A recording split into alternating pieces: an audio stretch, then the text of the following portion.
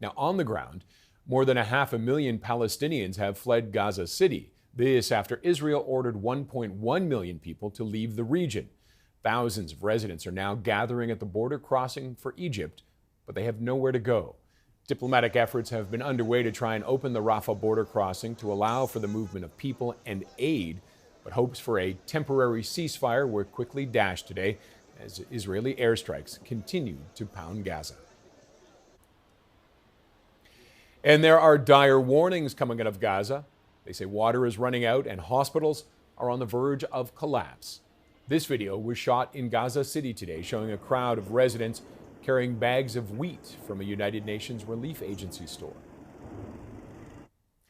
Joining us now is Benjamin Anthony, a former IDF, Israel Defense Forces combat reservist, and CEO of the Miriam Institute. Thank you very much for joining us today, Anthony, or Benjamin, excuse me. Thanks for having me. Israel's ground offensive, it's what everybody is talking about. Is there any indications it may come sooner rather than later, and what would it look like?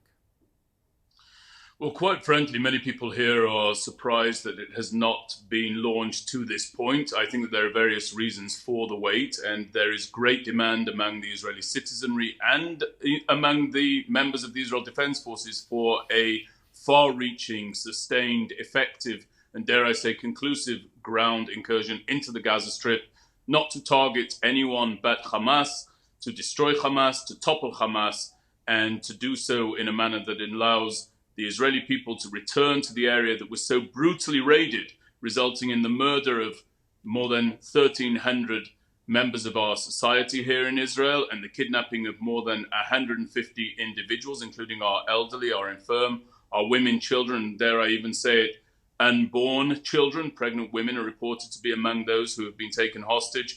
So a ground incursion seems to be inevitable, but nothing has occurred yet on that front.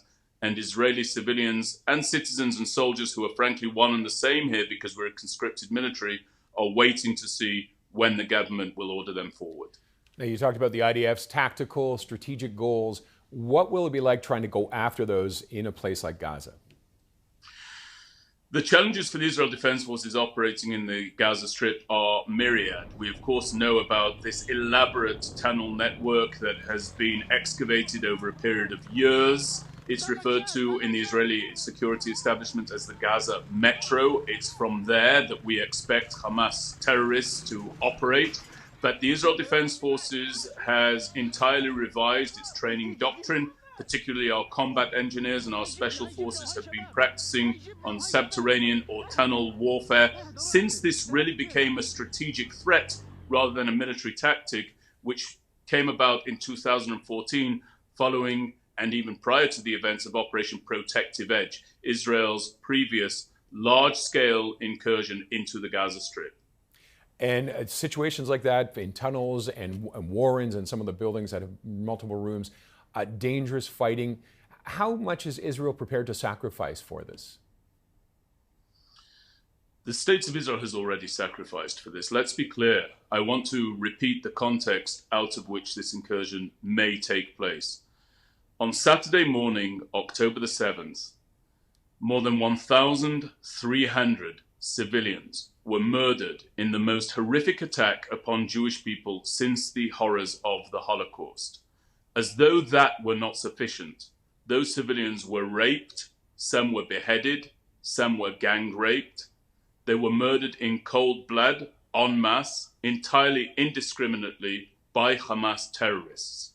As though that is not enough, 150, including those I just mentioned, are women, children, even unborn children, our elderly and our infirm, as well as our soldiers, are kidnapped, are taken into the Gaza Strip and are being held hostage. And therefore, the State of Israel has already paid a tremendous price. It has sacrificed greatly, and it now must ensure that such horrors are never wrought against our country or our people ever again. And the way to do that is to, as in the words of our Defense Minister Yoav Gallant, entirely destroy Hamas.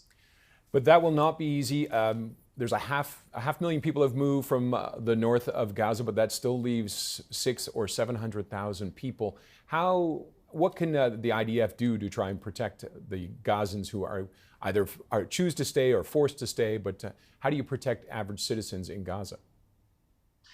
So the presence of civilians in the area that we are likely to begin our operations in, namely the northern section of the Gaza Strip, the presence of those civilians is actually part of the reason in many people's assessments for this delay.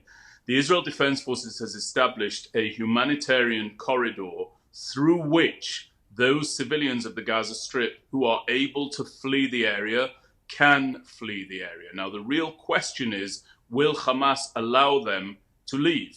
Hamas intends to cynically hold these civilians in place because it hopes that when an incursion takes place, if they are able to document the loss of civilian lives, that will win the battle of public opinion for Hamas. That the very fact that the Israel Defense Forces and the Israeli government has established a humanitarian corridor, has provided a warning to the civilians for them to leave, that it's time for them to leave.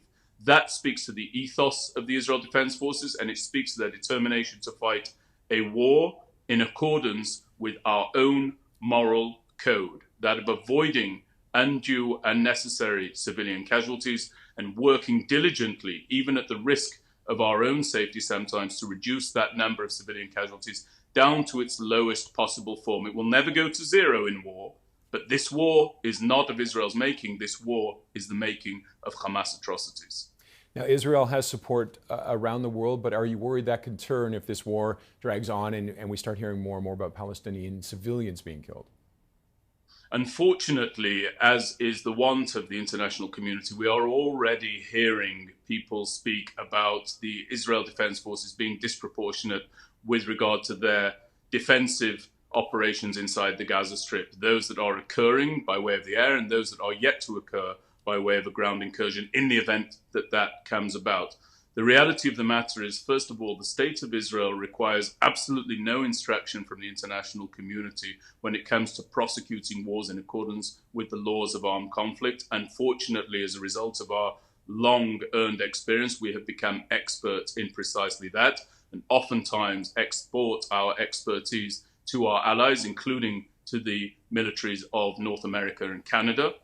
And the situation is so difficult here, and Israeli society is so reeling as a consequence of this Hamas attack, that I don't believe the Israeli citizenry would accept anything less than the dismantling of Hamas by way of this incursion into the Gaza Strip.